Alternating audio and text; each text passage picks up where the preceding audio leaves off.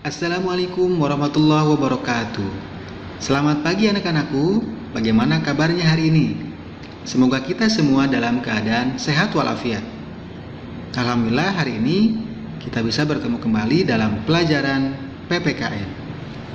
Nah, sebelum kita mulai, marilah kita membaca doa terlebih dahulu sesuai dengan agama dan kepercayaan kita masing-masing.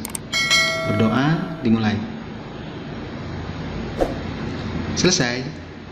Anak-anakku, pada pertemuan kali ini kita akan mempelajari bab 3, yaitu tentang perumusan dan pengesahan Undang-Undang Dasar Negara Republik Indonesia tahun 1945.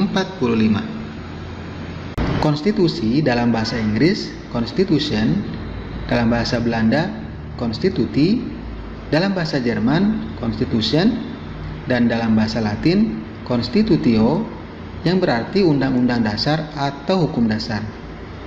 Konstitusi terbagi menjadi dua, yaitu konstitusi tertulis dan konstitusi tidak tertulis.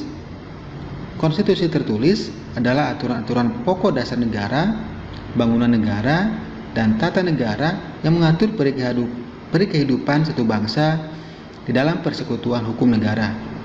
Sedangkan konstitusi tidak tertulis disebut juga konvensi, yaitu kebiasaan ketatanegaraan yang sering timbul dalam sebuah negara. Konstitusi adalah hukum dasar yang dijadikan pegangan dalam penyelenggaraan pemerintahan negara.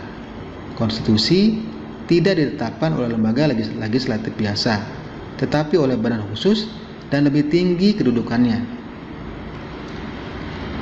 Pada tanggal 14 Juli 1945, BPUPKI mengadakan sidang dengan agenda pembicaraan tentang pernyataan kemerdekaan.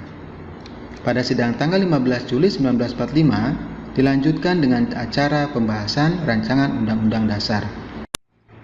Naskah Undang-Undang Dasar akhirnya diterima dengan suara bulat pada sidang BPUPKI tanggal 16 Juli 1945. Pengesahan Undang-Undang Dasar Negara Republik Indonesia tahun 1945. Sehari setelah proklamasi kemerdekaan Indonesia, Panitia Persiapan Kemerdekaan Indonesia atau PPKI yang menggantikan BPUPKI melaksanakan sidang, yakni pada tanggal 18 Agustus 1945. Dalam persidangan PPKI tanggal 18 Agustus 45 ini dihasilkan keputusan sebagai berikut, yaitu yang pertama, mengesahkan Undang-Undang Dasar 1945. Yang kedua, menetapkan Insinyur Soekarno sebagai Presiden dan Dr. Ratna Muhammad Hatta sebagai Wakil Presiden Republik Indonesia.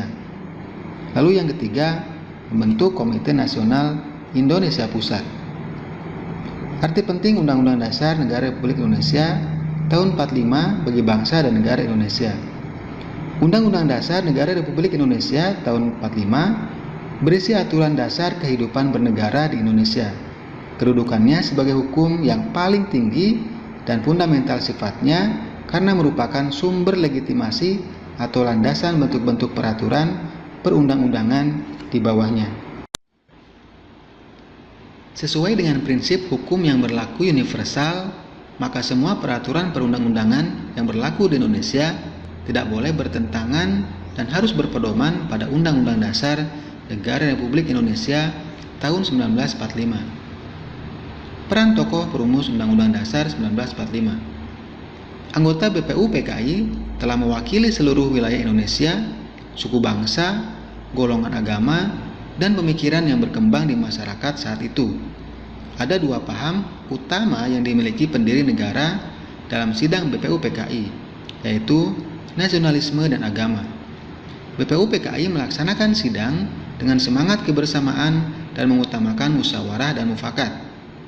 Dalam persidangan PPKI, para tokoh pendiri negara memperlihatkan kecerdasan, kecermatan, ketelitian, tanggung jawab, rasa kekeluargaan, toleransi, dan penuh dengan pemufakatan dalam setiap pengambilan keputusan.